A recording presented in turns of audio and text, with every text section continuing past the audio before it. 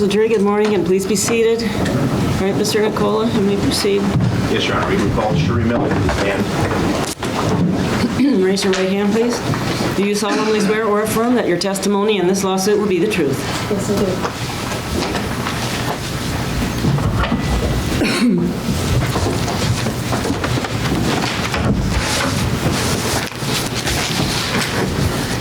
could you please state your full name and spell it for the record? Sharee Paulette Miller, ShareePauletteMiller. How old are you, Sharee? I'm 29 years old. And where did you reside? On 3075 West Francis Road, Mount Morris, Michigan. Can you give the jury a little bit of a background information about you? Judge, I would object. I don't know why that's relevant. Judge, there's been a lot of information submitted by the prosecutor about her. I'm just trying to give them some idea in terms of a little bit about her. All right, It's been submitted as to murder. go ahead anyway. Thank you. Your Honor. My childhood, Did you graduate from high school education? I graduated from Kersley High School in When did you graduate from Kersley? 1988. Do you have any children? I have 3 children. Can you give us their names? My 5-year-old is William Charles Tribby Jr. My 6-year-old is Amanda Dawn Duvall. And my 10-year-old is Robert Carl Duvall IV. Have you been married before? Yes, I have. And when did you get married? The first time I was married, I was 17 years old to Robert Carl Duvall III. The second time I was married, I was 21 to William Charles Tribby Sr. And my third marriage was to Bruce Leroy Miller in 1999. All right. Now, where was Amanda born? Amanda was born here in Michigan. Who was Amanda's father? Thomas, Ralph Thomas. All right. You weren't married to Mr. Thomas when you conceived? No, I was not. All right. And your youngest son, Junior, his father is who? My second husband, William Charles Tribby Sr. All right. Now, those are your children that you've described for the jury. They're the children that they saw in the video playing in the backyard? Yes. And your youngest one, Junior, was what was the subject of that show that you were on regarding that, is that well? Yes, he was. All right. How did it happen that you were asked to be on that show? Junior's father physically abused him when he was 6 months old. And again, we're talking about who? William Charles Tribby Jr. All right. His father physically abused him when he was 6 months old, causing 6 skull fractures on December 22nd, 1995. On February 14th, 1996, he received visitation rights to him. He only received 4.5 months jail time. And this bothered me, so I started writing. I started writing with the president, and I worked my Why way. is this relevant? Judge, the videotape was put in, and I think that there's some background to explain why it was. All right. Thank you, Judge. I started with the president, and I worked my way all the way down to John Cherry, writing how much jail time he got and how he received visitation after what happened to Junior.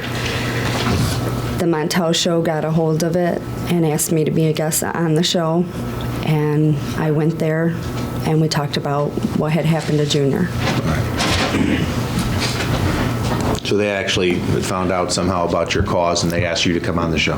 Through several letters I had wrote, several emails I had sent. That's how they found out about the show. All right.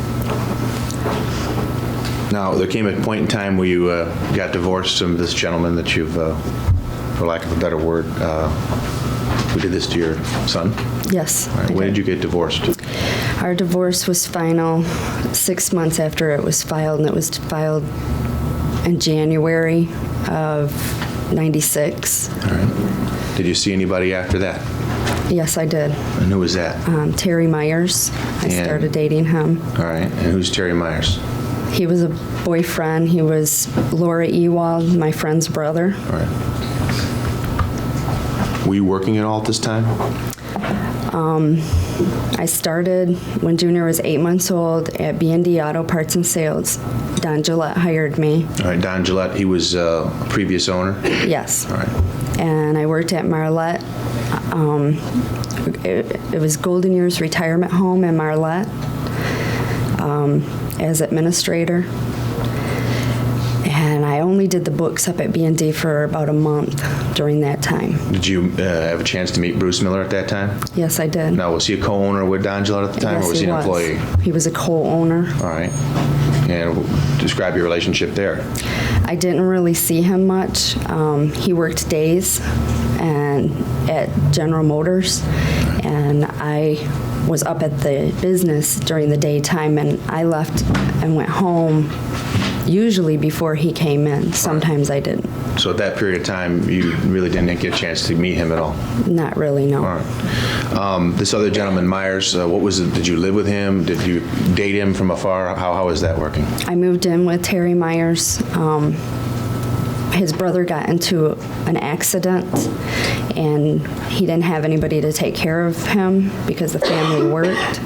So I moved in with him, and I took care of his brother.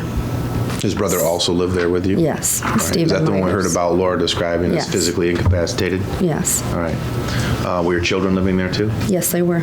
Now, how long did you live with this Mr. Myers fellow? I lived with him up until early December Of? of 1998. Can you tell the jury when you first, or how it came about that you met and developed a relationship with Bruce Miller? I was sending workers to B&D to get their cars fixed from the business. And then I would go up there and I would talk to Bruce. His father passed away, and we had already started talking quite a bit then, just as friends. Now, at this point, you're living with Jeff Myers. You're living, Terry Myers. I'm sorry, Yes, Terry Myers. yes. And have you talked at all about Bruce, whether he was seeing somebody at the time? He was seeing a woman named Sandy Krieger. Okay. And what did you know about her at that time in terms of their relationship? I knew that they had been seeing each other on and off for about 5 years. All right.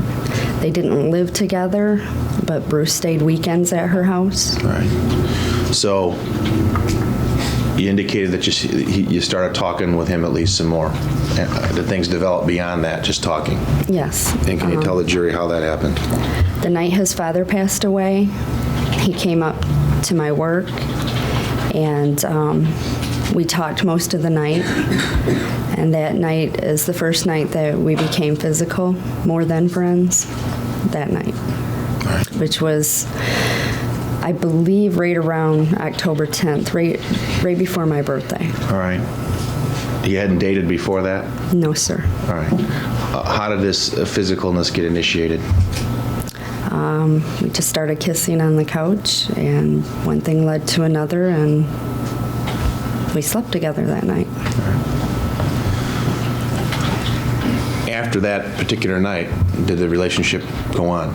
It progressed really fast. And again, just so the jury understands, his dad died when, about, in terms of a time frame? 1998, All right. What time in 1998, do you remember? in October. Okay. So in the fall of 1998, that's when you and Bruce became intimate? Yes. All right.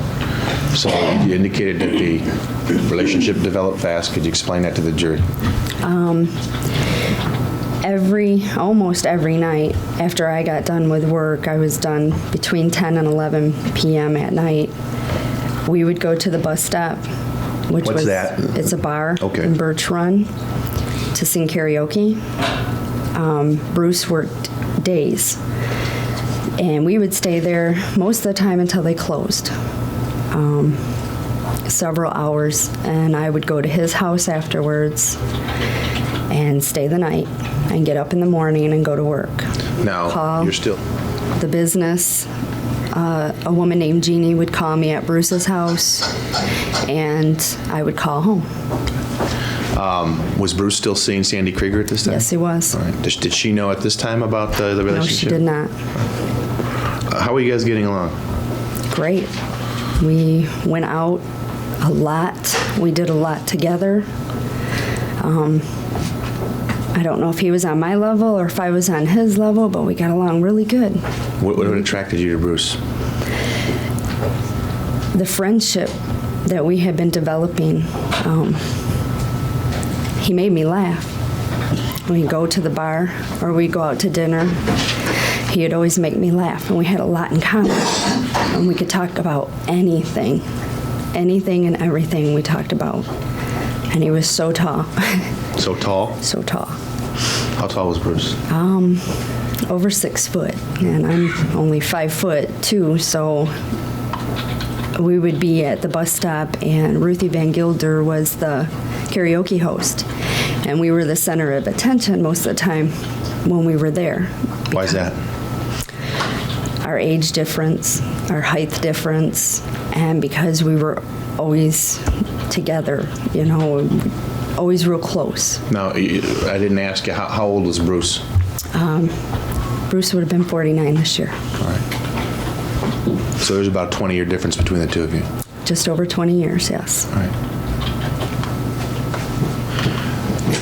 Now we're talking in the fall of '98. You guys are seeing a lot of each other.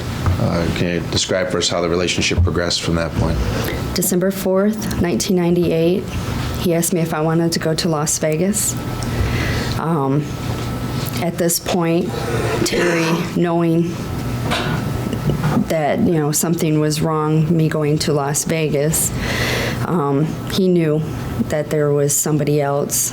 He ended up, during this period, moving in with his brother, which was now living in an apartment in Otisville, because I was leaving for Las Vegas with Bruce. All right.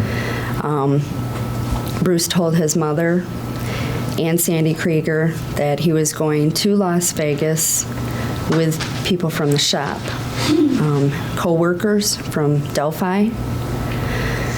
We went out there December 4th. Before I went out, he gave me a ring to wear,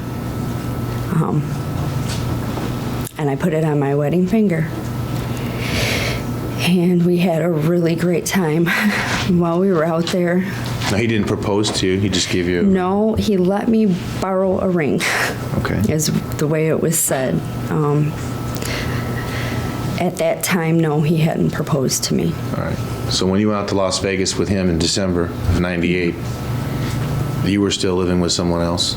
Yes. And Bruce was still seeing his girlfriend? Yes, he stayed the weekends at her house. All right. Did there come a point in time, you've indicated that this Terry Myers figured out that you're going out to Las Vegas. While I was in Vegas, he moved in with his brother, Stephen, in Otisville. So he moved out? Yes. All right. Did there come a point in time where Bruce's girlfriend found out about your relationship? While we were in Las Vegas, 5 o'clock in the morning out there, I'm not really for sure the time difference. His mom called, so I answered the phone, and she pretty much knew he wasn't out there with coworkers. And then Sandy called, and that's when she found out about me. All right. What happened with their relationship, Bruce and Sandy? When at that point? When he got back from Las Vegas, she had called the house, and I guess they had an argument. She wanted to talk to me. I talked to Sandy on the phone. She let me have it on the phone. She changed her phone number and told Bruce that she did not want him contacting her ever again. All right. So as of December of 1998, the person who you were living with had moved on, and Bruce's girlfriend had moved on, and you guys were together. I was staying at his house almost every night by this point with my children. Where did he live at that time? 3075 West Francis Road, Mount Morris. What about your children in terms of the house? You're staying over there every night. What was going on there? My children, at that point, I was bringing them with me, and they were staying at the house with me. How did Bruce get along with your children? Wonderful. The children loved him. Did you tell your husband, or Bruce, then before he was your husband, about your background and things that happened to you in your life? Yes, he knew. What did you tell him? I told him that I was sexually molested and physically molested when I was a child. Bobby, Amanda, and Junior had all been physically or sexually molested by my second husband. We all decided to go through counseling with Bobby because he was the one that was the oldest, and he had taken it the worst. It was more traumatic on him to move in with yet another man.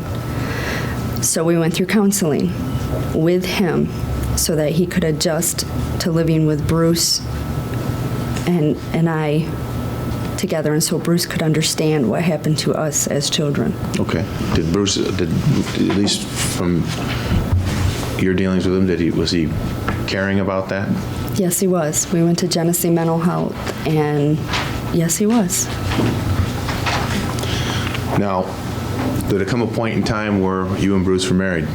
Yes, we were. All right. When was that? April 1999. So about 4 months after the two of you were exclusive or didn't have any other companions, for lack of a better word. Yes. All right. Leading up to your marriage, how was the relationship developing? Fast. But it was a very good relationship. We got along really good. The children fell in love with Bruce. Amanda and Junior called him Daddy sometimes Bruce. It was very good, very good. Can you tell us how Bruce proposed to you? Well, first, like I said, I wore the ring from December 4th until all this happened. I wore my wedding band. He had received it from a woman that came up and needed a car. It was a 2-carat wedding band. It was beautiful. But he hadn't proposed to me at the time that I was wearing it. He ended up proposing to me, I believe, around in February. We started talking about getting married. We went out to Las Vegas with my mother and her husband for a NASCAR race.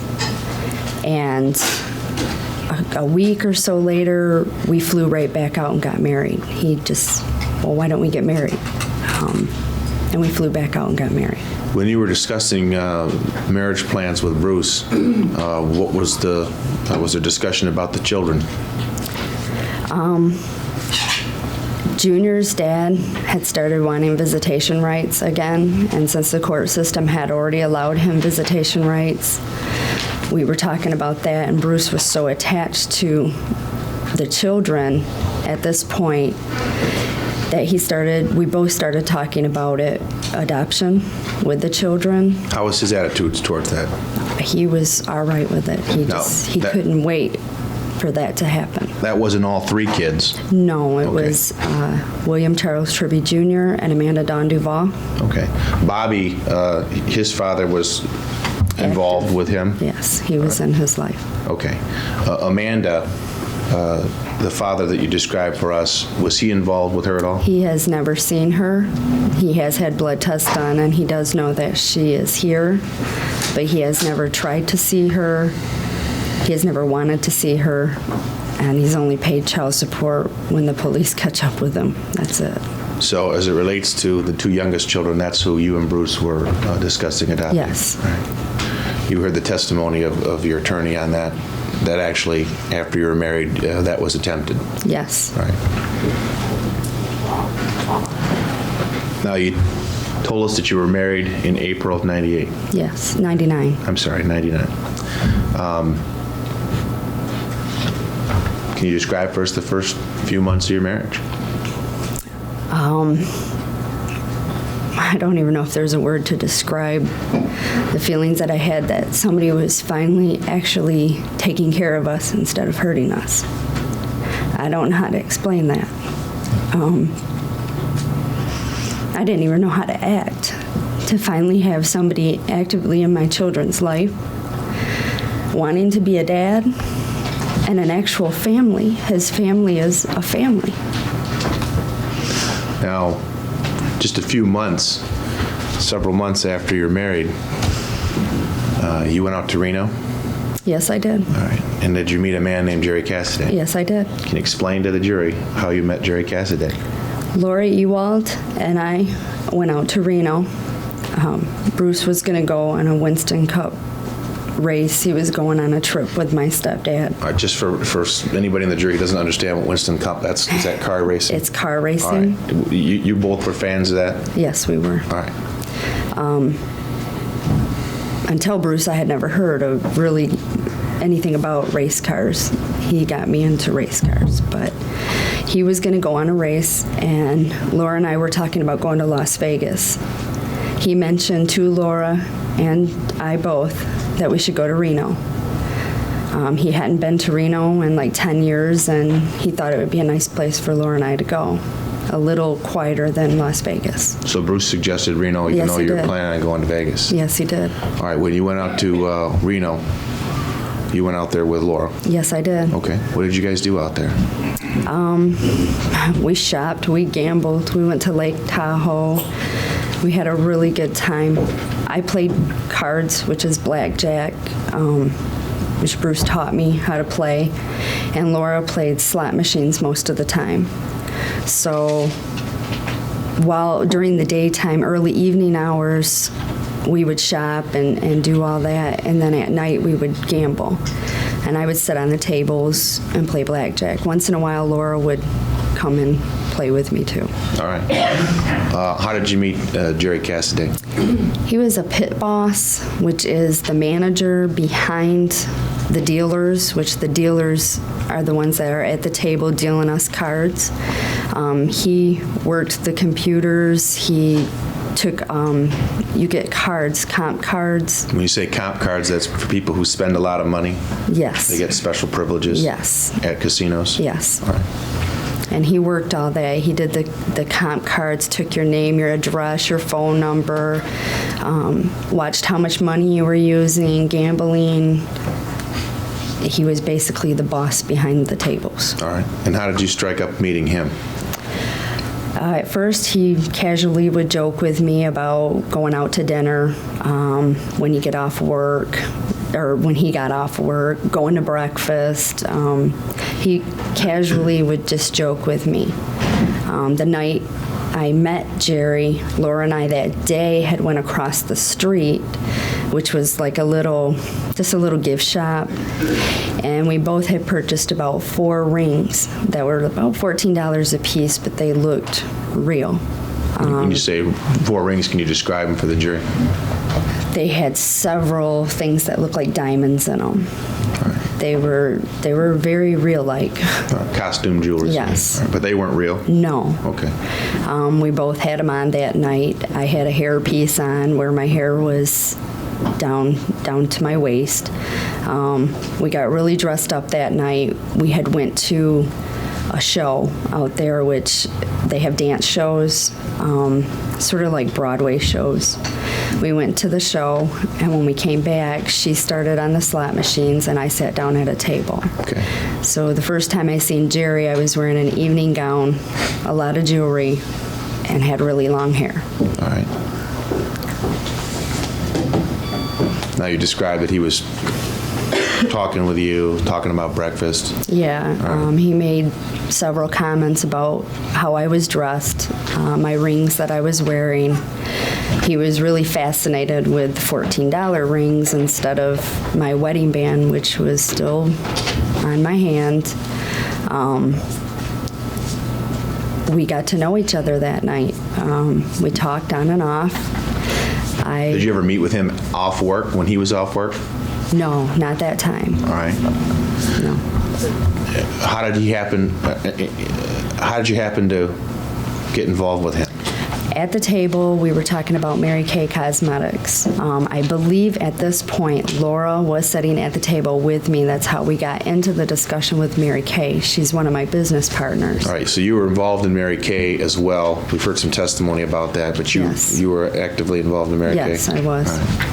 All right. This was at my high point. I hadn't been selling Mary Kay very long, but I was doing very well selling it. I had a lot of customers. I was really into the Mary Kay, and so was Laura. What was it about Mary Kay that turned you on? Before Bruce and I got married, his sister Nancy sold it, and she kept talking me into selling it. At first, I didn't want to. I ended up going to a meeting. Once I went to the meeting the first night, I was hooked. They bring you up, your self-esteem. They make you so high, and they show you, that you can do it. You can achieve all your goals. The basic thing for them was to set goals, and you set your goals each week, and you tried to meet them. And the meetings were more of a boost your self-esteem really high. Before getting involved in the sales of Mary Kay, you told us before that you worked in a nursing home. Did you do anything really other than that type of home? At that point, I had stopped working. I started working the books up at the yard, which is B&D Auto Parts and Sales. I started with incorporation on the yard. I was incorporating it. All right. So how did Mary Kay I could set my time with own. Jerry back at Reno? We were sitting at the table, and like I said, Laura and I were talking about the Mary Kay to other people that were sitting at the table. And Jerry heard us talking, and he said that he had a wife or a mom or somebody that used the Mary Kay. So I began talking with him about it a little bit. I had passed out several business cards while we were there. Laura passed out several business cards while we were there. Our business cards have our full name, our home address, our home phone number, our work phone number, and a full email address on them. So you gave him a card? Yes, I did. All right. After you had left Reno, did you hear from him again? When I got home, there were several emails from Jerry on my computer. All right. And what were those all about? Telling me how beautiful I was and how he would have loved to, get to talk to me more, how he would love to meet me. They were basically an introduction of his life. He told me everything about himself in these emails. When you were out there, did he ask you about your personal life? Yes, he did. Okay. Did you tell him the truth? No, I did not. What did you tell him? When I was out there, my husband's name was Jeff. He was sick. He was in a hospital. I don't remember if I told him I had children at this point. I don't remember. I do know I told him a lot of stories that day. Laura was sitting at the table. I believe, I don't know for sure who all was there, but a lot of customers were around. I talked about businesses I owned, pending lawsuits. He seemed to be really fascinated on my rings, so I made the story bigger. How did it make you feel to act like you were a business owner? It was fun. Once he emailed you, what happened next? I began to email him back. He had given me his screen name, which he has different screen names. He had given me Reno Dudes and one more screen name. I can't even remember what it was. Most of the time I talked to him under Reno Dudes at that time. We would instant message a lot. We would email a lot. We got into many discussions. Now, as it relates to a computer, when did you get your computer? I had an older computer when I moved in with Bruce that my aunt had given me. It wasn't online. When I moved in with Bruce, we went and picked out another computer at Office Max, and we got that put online. Between, the beginning of the year, we had it put online of 1999, before we were married. All right. So were you involved in the internet and emailing and so forth before you met Jerry Cassidy? Yes, I was. Okay. What about Bruce? Yes, he was. Okay. And can you describe for what you guys would use the computer for? People will... And again, when I say you guys, I'm talking about you and Bruce. Right. When you're online, when you have an AOL account, people can automatically send you different websites to go to. You don't even have to inquire about them. They will send you websites to go into. All you have to do is click on it, and it opens up a whole new site. Probably 80-90% of the websites you get are pornographic. We would sit together in Bruce's chair or lay on the floor, and we would get into these websites. And you can go so far in them without having to pay anything. Once you get to a point, then they ask for a charge card and want you to pay for them. In terms of these pornographic sites? Exactly. All right. We would get into various chat rooms. You could, let's say you went to a heterosexual porn site between a male and a female. Then you could turn around and you could pick what chat room you wanted to get into. Chat rooms, you can get into anything you want. You can make up a chat room. We would get into a chat room, talk to people. We could be anybody we wanted to. I did all the typing, basically, because I typed faster than Bruce. And we would sit there and we would read the chats, look at the websites, and go to bed. Were the pornographic materials things that you and Bruce enjoyed together? Before I moved in with Bruce, he had several videos. The first time I was at Bruce's house alone, I turned the TV on and it was blue, and I pressed play on the VCR and it was a pornographic tape. When I moved in with him, I found vibrators, shaped candles. He was embarrassed about the candles. He got rid of those, but we had several sex toys, if that's what you want to call them, pornographic toys. That was something that the two of you enjoyed, though? Yes, we did. And would Bruce use the computer for anything other than the pornography? Once in a while, he would get on for different car parts. He would get on for Vegas trips, NASCAR. He would get into the computer checking out NASCAR things, which is Winston Cup car racing things, different races, and the pornography. Now, as it relates to getting back to these emails that you had with Jerry Cassidy, you said that you were emailing and instant messaging back and forth. How did that progress? Very fast. Bruce and I both would sit and I would email him and he would read the letters and we would instant message back and forth. And when you're online, people can go through an AOL directory and see who is all online. So you can automatically get instant messages from anybody when you're online. They don't necessarily have to know your screen name. They can just automatically instant message you. It wasn't just Jerry that we were talking to. There were several people that would instant message us. Jerry just happened to continually email me, and I emailed him. Was Bruce privy to all those emails or just some? In the beginning, all of them. Did there come a point where you started focusing with Jerry without Bruce's knowledge? Yes, I did. All right. Tell us about that. After I went back out to Reno, When did you go back out to Reno? I believe it was August All right, of 1990. of 1999. All right. I went back out to Reno. I specifically went back out to Reno to meet Jerry, physically meet Jerry. All right. Was this something that developed in the emails? Yes. Okay.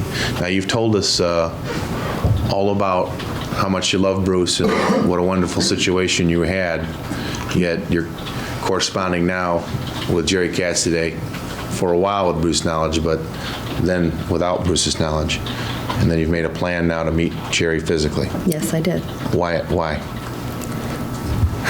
I don't even know how to answer that. I don't know. I don't know why I did it. I know that Jerry, his emails were so intense, and it was almost like reading a fairy tale from his emails, and I was infatuated. I was obviously addicted to being online. I was on it all hours of the night. I just wanted to meet him. I wanted to see if this person was the same person that was writing me these emails.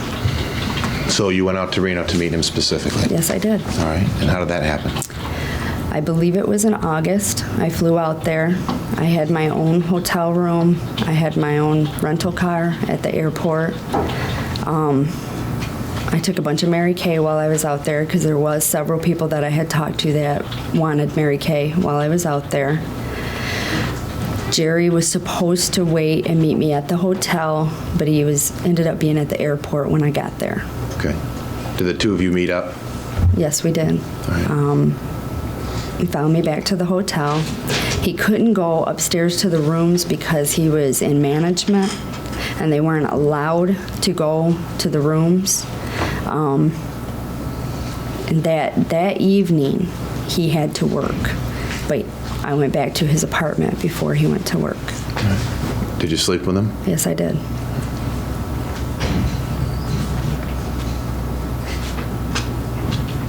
After that weekend, did you spend a whole weekend with him?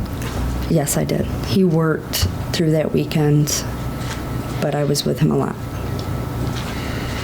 After that weekend, did you continue to correspond with him? Yes, I did. Can you tell us about that? We continued emailing back and forth, and at this point, I didn't get into too many, laying next to Bruce reading his emails, because he was reflecting our trip, the trip I took out there. You didn't tell Bruce that you were going out to meet Jerry Cassidy? No, I did not. What did you tell him? Why you went out there? For Mary Kay. Were you going out there for Mary Kay?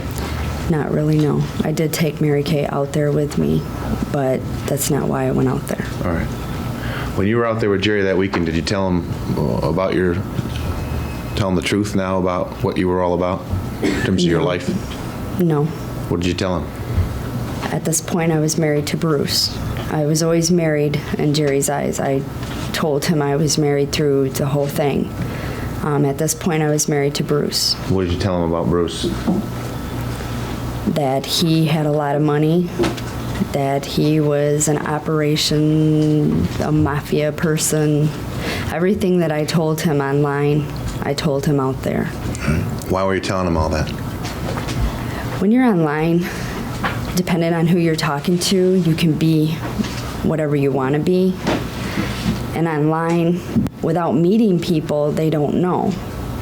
You can talk back and forth to somebody. You can be 50 pounds, you can be 300 pounds, but they don't know. With Jerry online, in the beginning, Bruce and I both made up stories, with people online on who we were. The story just kept getting bigger and bigger, and I just continued to tell him that. He seemed to be infatuated with this counterfeit money that Bruce made, and that was the biggest thing with him. You told him that Bruce was involved in counterfeit? Yes. Right. Now, we have some emails that some were read in court, but we have some emails and so forth that talk about you not wanting to be married or that Bruce was abusive to you. Jerry started getting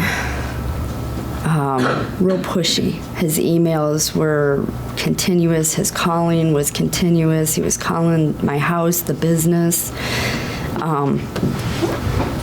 I thought by writing stuff like that he would leave me alone, that at that point he wouldn't want anything to do with me. It didn't work. Okay. Now, we saw some videotapes. When were those sent to Jerry? The videos I made and sent were in the fall of '99. I sent them out to Reno. I had a camera on my computer, but Jerry didn't have one at that point on his computer. All right. So that was early on in the relationship? Yes, it was. All right. Did you happen to meet with Jerry again physically? Yes, I did. And when was that? His birthday was at the beginning of October, and I believe he came to Michigan October 3rd or 4th. That was his birthday? Yes, his mother paid for a plane ticket for him to come to Michigan. That's what he told you? That's what he told me. All right. He was still living in Reno at that time? Yes, he was. All right.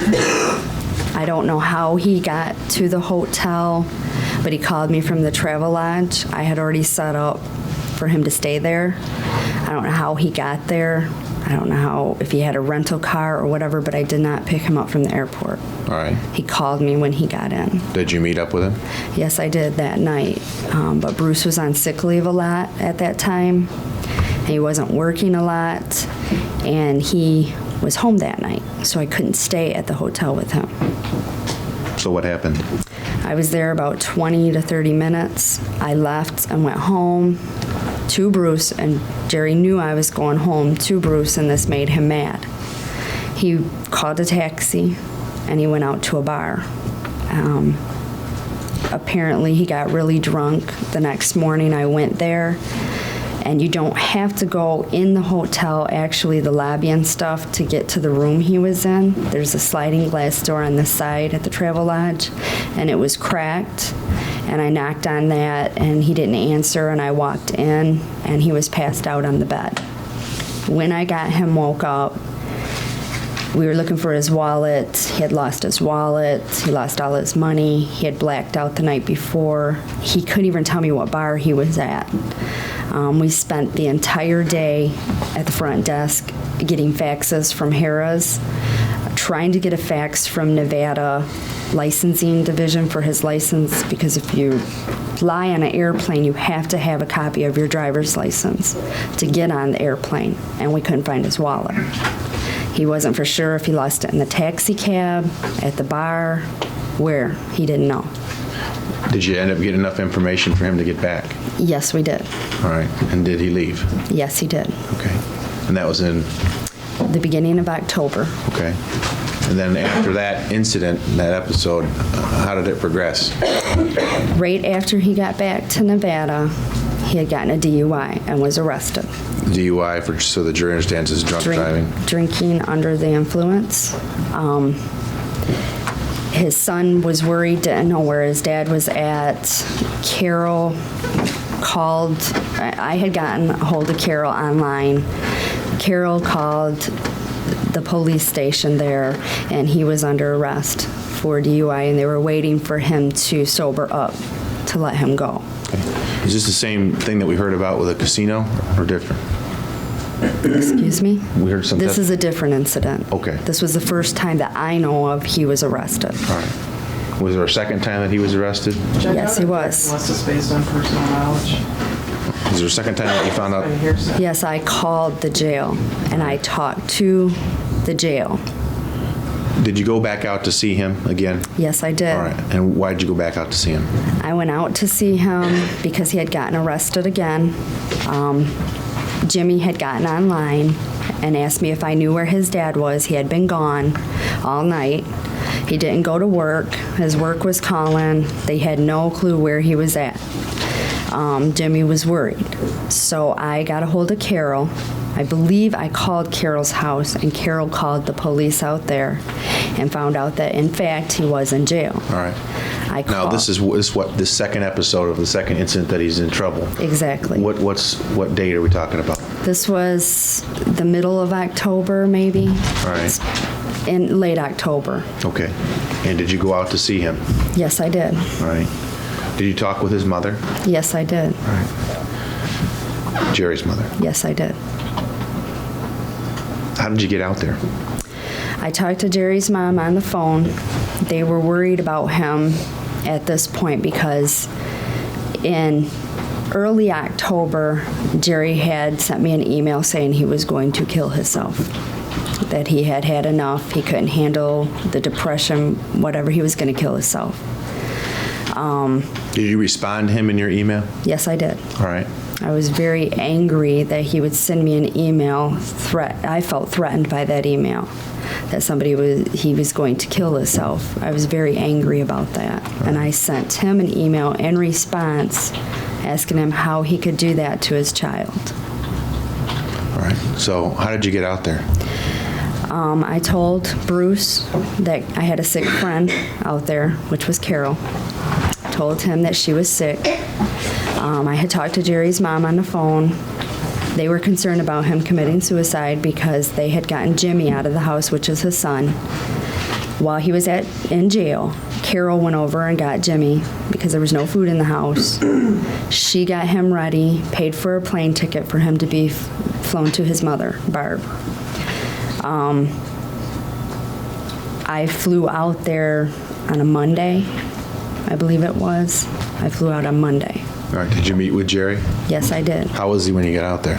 Well, first, his brother met me at the airport. Roger. Roger. Okay. Exactly. And Roger had already been there watching him because they were worried about him, and Roger was the first person that could get out there. He was really depressed, but he was happy to see me. We talked a lot about his arrest, how he couldn't believe being an ex-police officer, that he had been in jail twice in less than a month. Before this incident, he wasn't really agreeing to move into Kansas City to be with family. When I got out there, I talked him into moving from Reno to Kansas City to be with his family. Now, before this incident in mid-October, did you ever tell Jerry that you had been pregnant? Yes, I did. Okay. And what was that all about? I went out there in August, and when he started the drinking heavily, and he was taking prescription pills, I had seen a pill bottle from a veterinarian while I was out there. Our relationships started dying down. His conversations were not as intense as they were. And I told him I was pregnant at that point. At some point, did your pregnancy end? Yes, I told him because of physical problems, I had lost the baby. So you were never pregnant? No, I was not. You were never hospitalized? No, I was not. He never flew here to be in the hospital with you? No, he did not. All right. Did you ever say you were pregnant again? Yes, I did. And when was that? After I went there in October, Jerry at first did not want to go to Kansas City to be with his family so that they could help take care of him because he was really having a lot of hard times. When I told him that I was pregnant, he agreed to go to Kansas City to get his life back on track. I told him while I was out there. How did that make him feel? Good. He felt good, and it made him want to get better. He wanted to quit drinking. He wanted to quit taking the pills and smoking marijuana. He wanted to get better. All right. Now, like, he moved down to Kansas City? Yes, he did. All right. Now, we see a lot of these emails, again, where he's asking you to leave and you say you want to leave. And Several times I tried to ease away from Jerry. I would tell him, it's not working. I'm not good enough for you. You deserve so much better than me. I tried really hard to ease away from Jerry several times, and it wasn't working. why don't you just tell him to hit the road? At this point, I had sent Jerry a videotape, and I had sent him several explicit pictures of myself. He knew I was married, and it seemed like every time that I would get to a point that, Jerry, I don't want nothing to do with you, my husband was going to get that tape. And it scared me. Bruce didn't know about the affair? No. There's some emails that appear as if they're from Bruce. Are those from Bruce? No. All right. Are those from you? Yes. And why did you send those? I thought if Jerry thought that Bruce was this big man that was, gonna hurt him if he didn't leave us alone, that Jerry would just leave me alone. He said he had been involved in all this FBI work before. He knew how people like Bruce were, and I just thought he would just stop contacting me if I sent him those emails. I didn't know how else to make him leave me alone. Did Jerry come up again to Michigan? Yes, he did. And when was that? In November. He drove up here. Okay. Was that a long planned out thing or not? No. He sent me an email basically telling me he was coming here. And how did that make you feel? I was really upset at first because just before that he had sent me instant messages and things talking about this video, and how he wanted me to leave Bruce and be with him. So I was upset. I didn't want him coming here at that time. I mean, obviously I wasn't pregnant. I didn't know how he was going to react, and I was scared. I didn't want him to come. I ended up eventually, okay, he's coming. I ended up eventually telling him how to get here. All right. So you gave him directions on how to get to the yard? On the computer, he put in his home address and my home address and got door-to-door directions to my home. But I wasn't going to be at home. I had to work that day. Bruce Up at had B&D? worked. Yes, at B&D Auto Parts. Bruce had worked third shift the night before. I didn't want him going to my house. So I gave him directions to the yard for when he got into town so that I could follow him to the hotel. Where did he stay? At the Hampton Inn in Birch Run. Did he come from the Hampton Inn at Birch Run over to the auto yard? Yes, he did. How did he get there? How did he get from the Hampton to Birch Run? Right. He drove a No, rental. from Hampton, which is in Birch Run, to B&D. Okay, he drove a rental car up here. I think he went to the Hampton Inn first All right. How did he pay for the Hampton Inn? on my charge card. All right.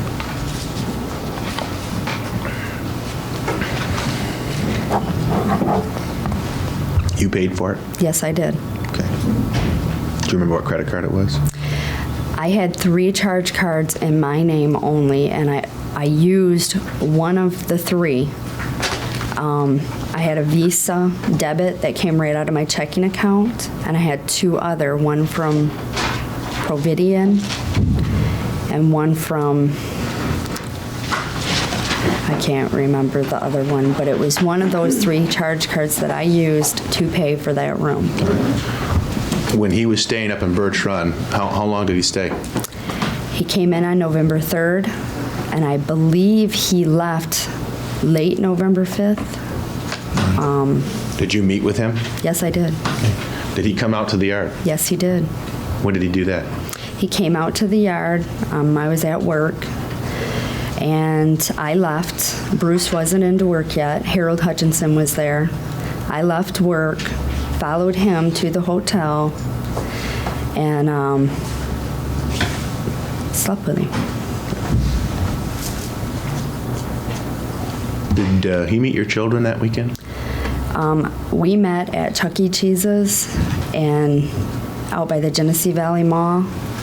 We met out there. I didn't want the children thinking he was anything more than a friend. So the children and I went in. We got a table, we ordered our food, and Jerry came up like he was an old friend that I hadn't seen in a long time. And we sat and we talked while the kids played.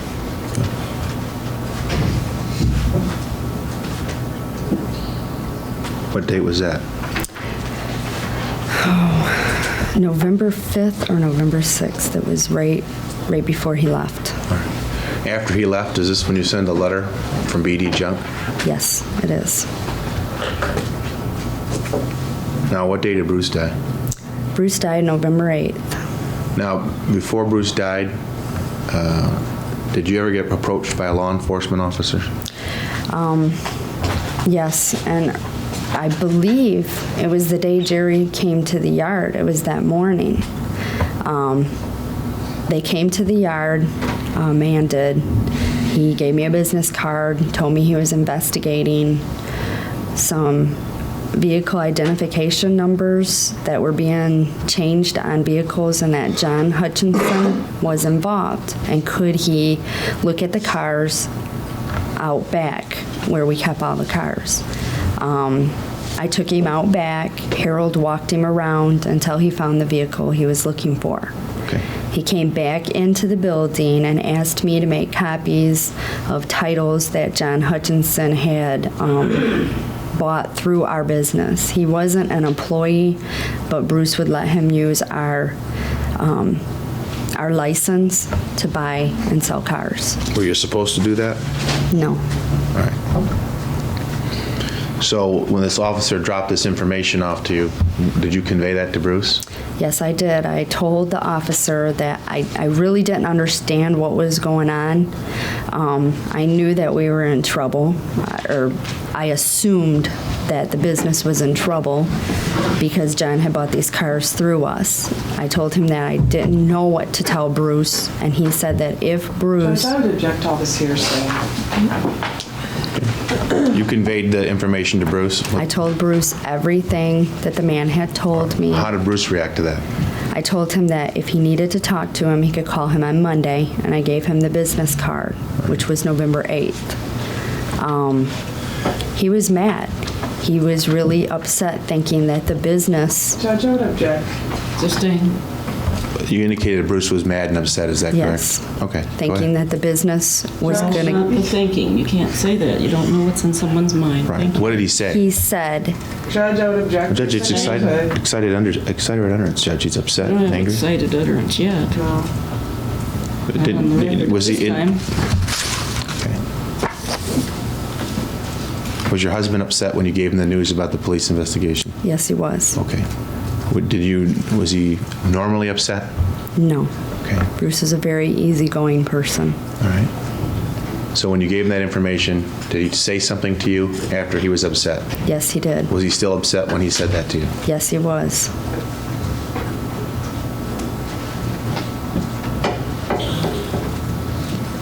Okay, go again. Thank you. What did he say? He said that if the business was in trouble, that John was going to pay for that. Do you know if he had contacted John? At that point, he called John's house, and John was not at home. He talked to John Hutchinson's wife, Deborah Hutchinson. Okay. I don't know what Deborah said. Did Bruce ever meet with the police? No, he did not. All right. And that following Monday, that was the day he was killed. That's the day he was killed. Now, on that particular date, do you remember what you did? In Yeah, the November morning, every morning, I would take Amanda, my daughter, to school in Mount Morris at Pinehurst. We would stop at McDonald's. We ate breakfast. I took her to school. Junior and I, my youngest, he always went to work with me. Most of the time, unless he was sick or I had something to do, he was at work with me. Him and I went to the gas station on the corner of Dorr and Saginaw, the Marathon gas station, and we got snacks for the day. We stopped there every single morning before we went to work. I went to the yard. The gate was 98% of the time already unlocked because of the other business that resided right next to us. Okay, so there's another business that's not B&D that uses that Yes. same entranceway? Yes. All right. Did you work that day? Yes, I did. When you got to work, did you ever leave the yard? No, I did not. There's been some mention of a call to Birch Run. I called Birch Run because they had started calling my house because the room was not, I had paid the room on my charge card, but my charge card wasn't accepting the payment. All right. They had called me. I called Birch Run from there to try and take care of that before Bruce ended up getting the phone call and wanting to know how come I had paid for a room for 2 nights. Were you able to Birch take Run. care of that with a hotel up there? When I called there, they ended up, it went through on my charge card. It ended up going through, so I didn't have to do anything. I got it taken care of. Okay. Did you see Jerry Cassidy on November 8th? No, I did not. Was he up here to your knowledge? No, he was not. How long did you work at the yard? It was a late day. Bruce had slept in that day. I unplugged the phones at home when I would leave for work so that the phone ringing wouldn't wake up Bruce because he worked 3rd shift and he had worked the night before. So the phones were unplugged. So I had no way of waking him up without leaving the yard and going home. And we were really pretty busy that day. And Harold was alone up there. So I stayed at the yard. He came in between 2 and 2:30, Bruce did. We had customers. His brother was there. I ended up staying between 3 and 3:30 around. Then what'd you do? I left and went home because my children get off the school bus between 3:45 and 4 p.m. All right. Then what did you do?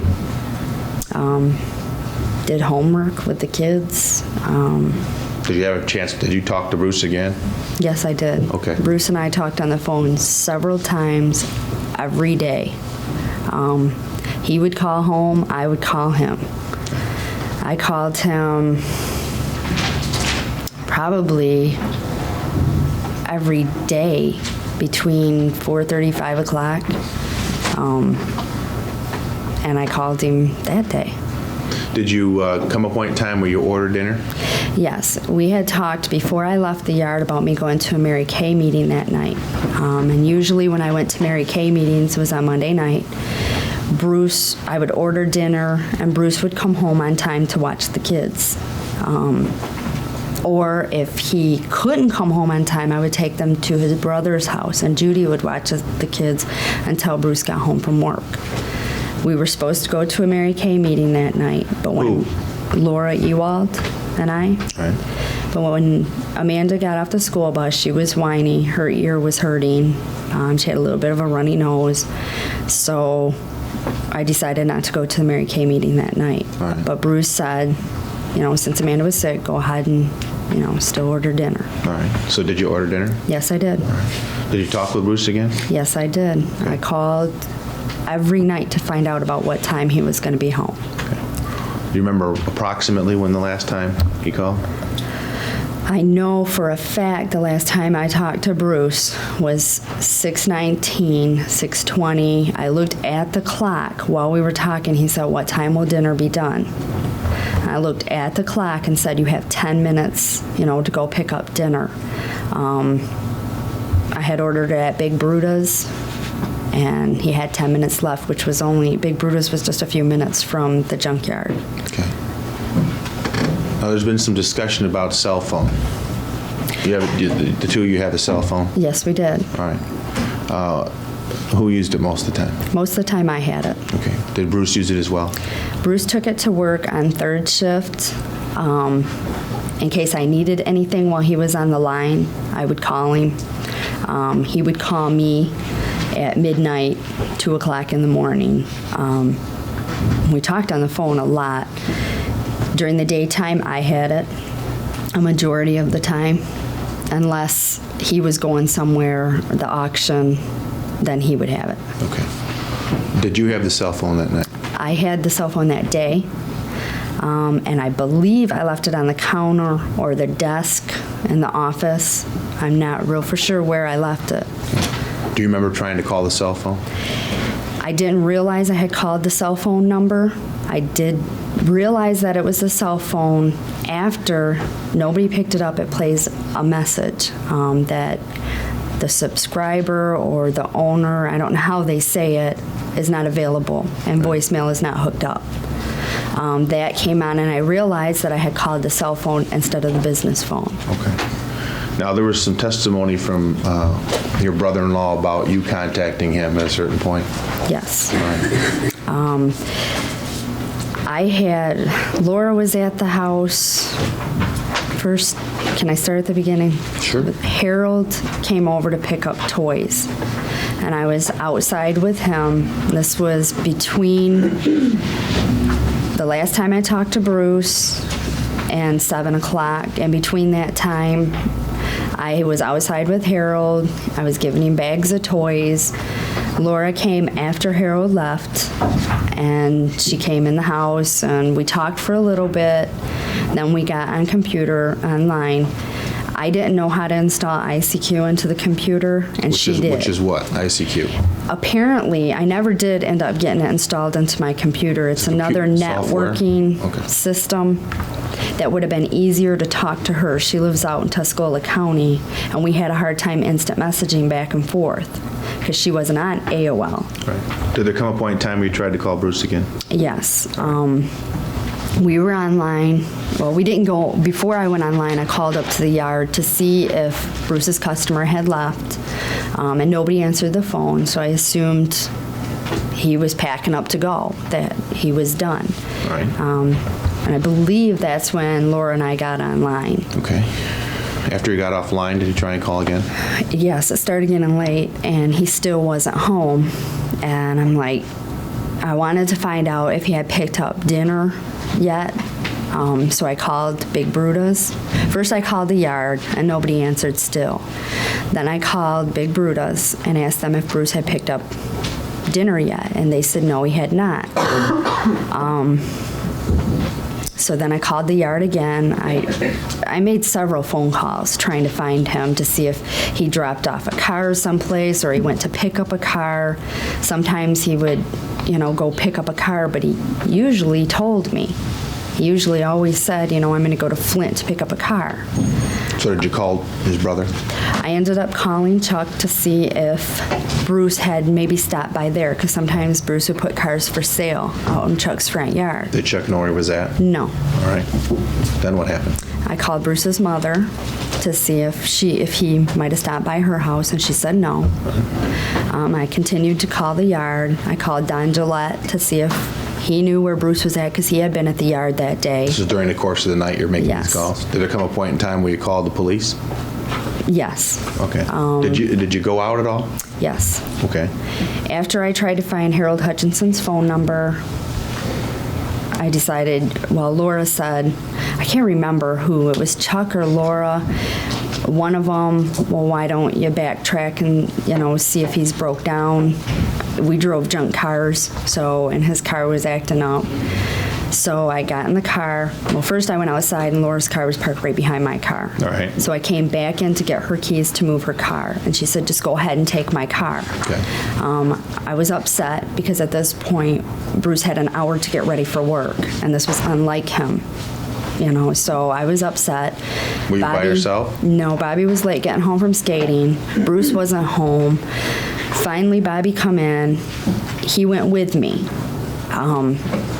We backtracked. I went the way that Bruce probably would have went coming from Big Brutus. Okay. Stopped by Big Brutus to see if he had picked up the food. Did he? No. At this point, when I was walking out of Big Brutus, I was extremely upset because this was very unlike Bruce. Did you go to the yard? Yes, I drove then to B&D, drove up to, there's a driveway that veers off, and then our driveway that goes straight. I drove up to the gate, seen the gate was closed and locked, backed in the other driveway, and went back home the way Bruce would have went home to see if he was broke down. Did you call Chuck again? I called Chuck again and told him, Bruce wasn't broke down, the gate was closed. He said, was it locked? I said, I didn't get out of the car because I had Laura's car, so I didn't have my gate keys. But that it looked like it was locked, it was closed. He said that he would go up there. At this point, somebody, whether it was Laura or Chuck, said to me that Norm might have closed the gate. Norm is who? Norm is the man that owns the business right next to ours, the gravel pit. All right. Then that's the one that uses the same gate as you. Exactly. So he went up there and he called me from his house after he went up there and said, the gate's locked, but all the lights are on. I'm going to go back in there. Maybe a car fell on him. That's what he said to me. Well, at this point, I'm hysterical because Bruce should have been home. Chuck said that all the lights were on and that was unusual. So I'm hysterical at this point. And everybody knew I was hysterical. My children were starting to get upset. They hadn't ate dinner yet. So he came back to the house. He was going to jump the gate, and I told him, well, why don't you come get the keys? He came back to my house with his wife in his truck, got the keys, and went back up to the yard. And he promised he would call me. He said, I will call you when I get up there and let you know. I never received a phone call from Chuck that night. What was the next information you had regarding Bruce? I started calling Bruce's mom to see if she had heard from Chuck. She told me that an ambulance had been called, that Bruce was hurt. I called the yard several times, over and over again, just wanting Chuck to pick up the phone. I wanted to go up to the business, and I started giving Laura a hard time. I was trying to get out of the house. I was trying to get up to the business. She made me hang up the phone, and she called my mom and her husband and told them Bruce had been hurt and that they needed to come to my house. So they came over to the house, and I continued to call Ruth, and I continued to call the yard. And I just got more hysterical when I was watching the clock, and Bruce should have been home. He was supposed to take a shower before he went to work. He wasn't home. His mom ended up coming over. I guess she had talked to my mom or Laura or somebody, and she ended up coming over to try and calm me down because I was wanting to go to the yard. She come over and she kept saying, "Sharee, what if you pass the ambulance? You know, an ambulance has been called." I said, "But why was the gate locked if Bruce was in there?" And her and I sat and talked back and forth. She mentioned maybe Norm didn't know Bruce was still there, and maybe he locked the gate when he left.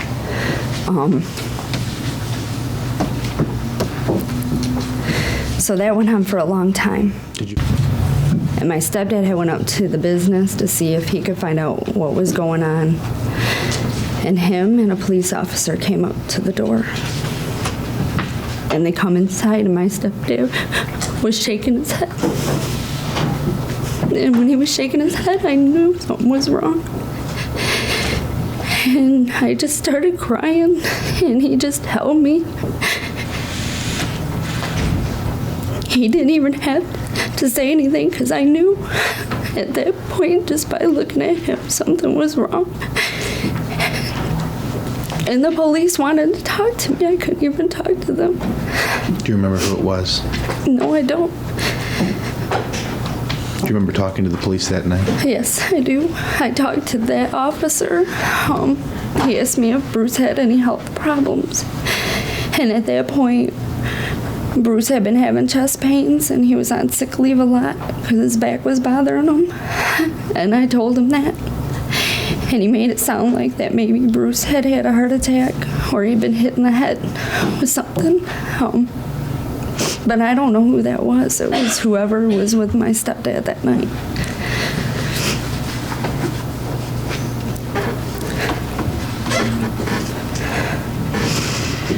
Ultimately, you found out what happened.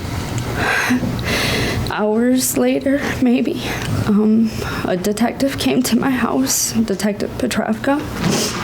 He asked you some questions. He took me in my bedroom alone, and because there were so many people at my house, and he wanted to question me about the events of the day.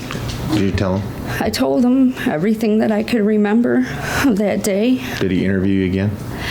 Well, that's when, that night, after he was done questioning me, he told me that Bruce had been robbed and shot, and that he had died. When was Bruce's funeral?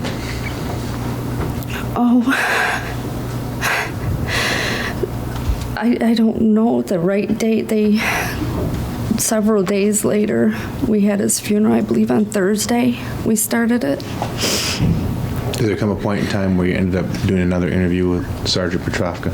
When we started the funeral proceedings, my stepdad and I had gotten, Detective Petrovka wanted to know who was beneficiary on things. So we had gotten as much as we could get ready. Papers? Papers. I didn't know where all this stuff was, so we were going through, Nancy, Bruce's sister, and I, and my stepdad and I were going through all these papers looking for as much as we could find of what Bruce had. We got it all ready, and before I went to the funeral home that day, we stopped by the police station, and I gave Detective Petrovka all these papers. I let him do whatever he had to do with all these papers that we had found. Did there come a point in time after Bruce's death that you talked with Jerry Cassidy again?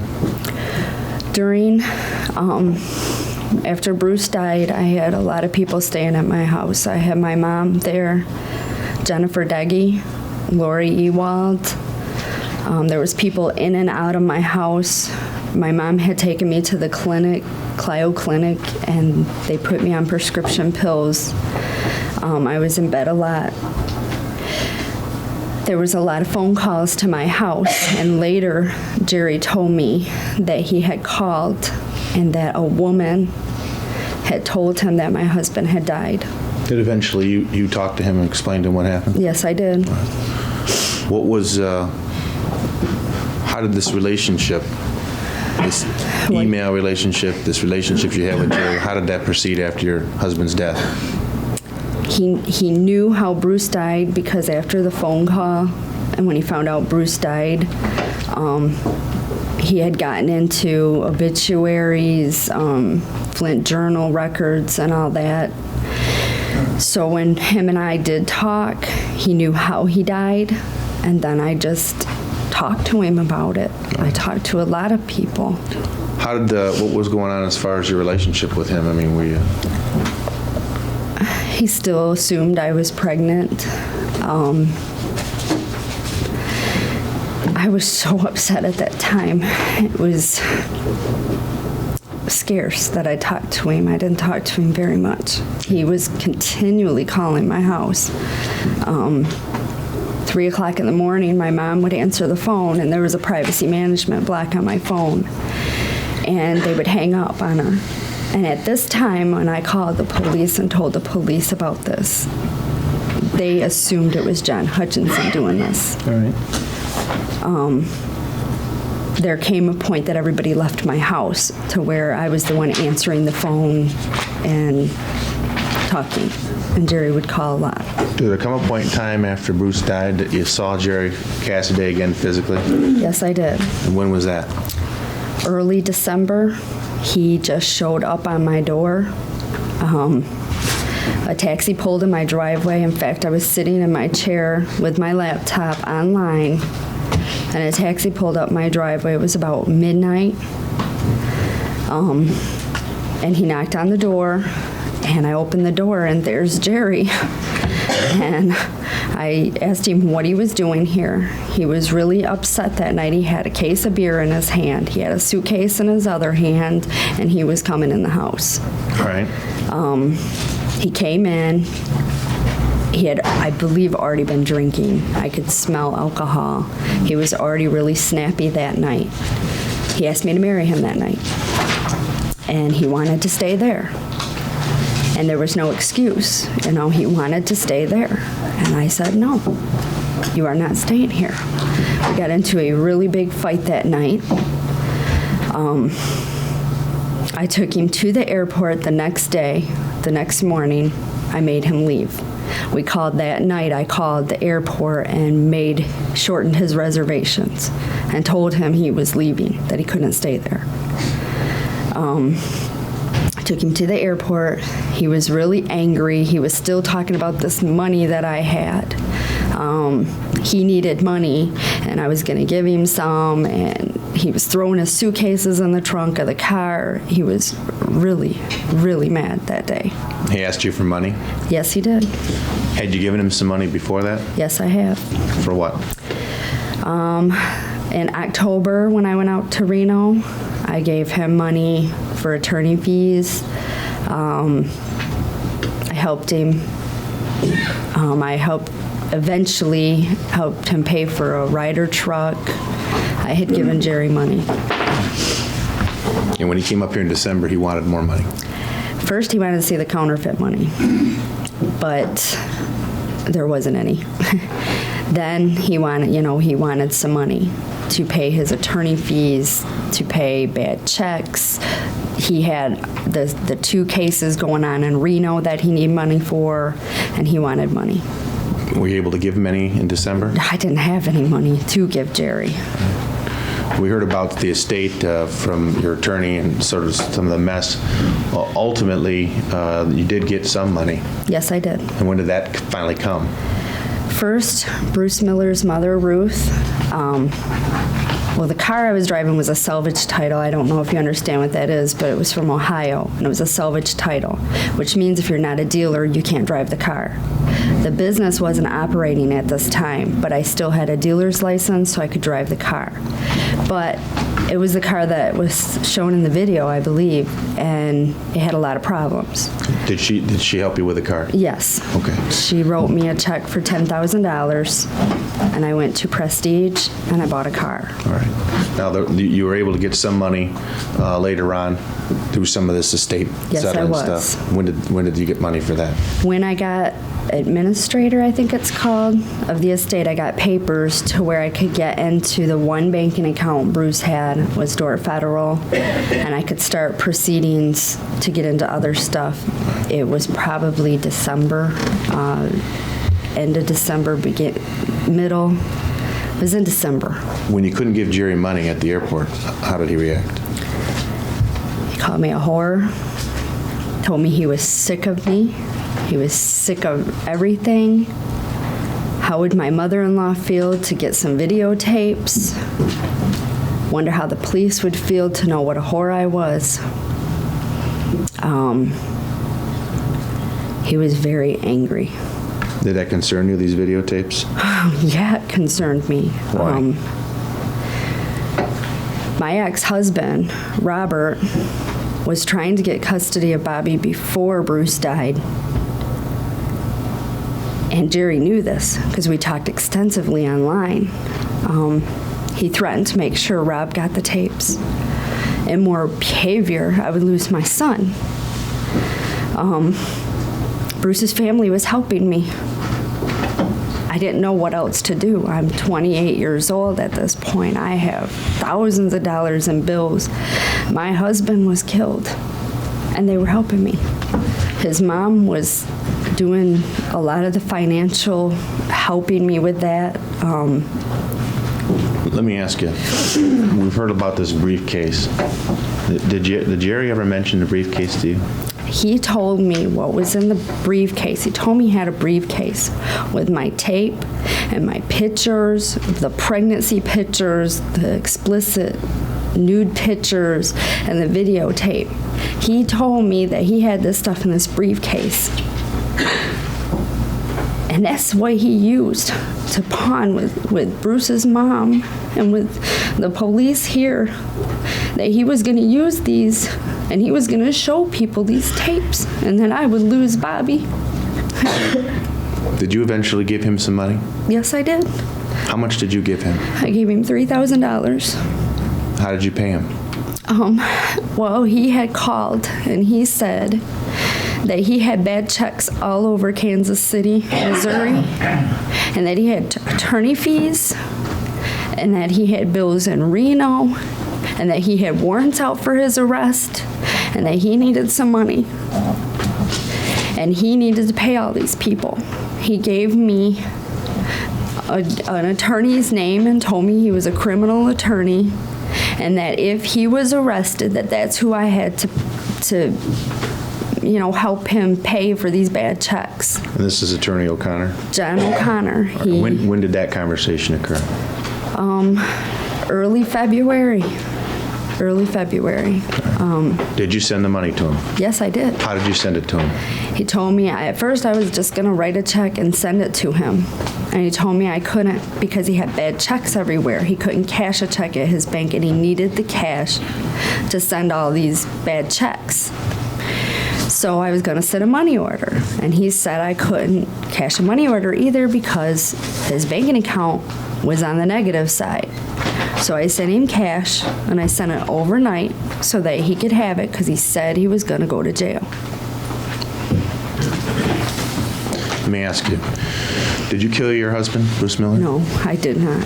Did you help anybody kill your husband? No, I did not. Do you believe Jerry Cassidy killed your husband? No, I do not. Did you love your husband? Yes, I did. The prosecutor's going to have some questions for you. Okay. Judge, I don't mind starting, but I'll probably need a Well, let's break. take a short recess then. Everyone, right?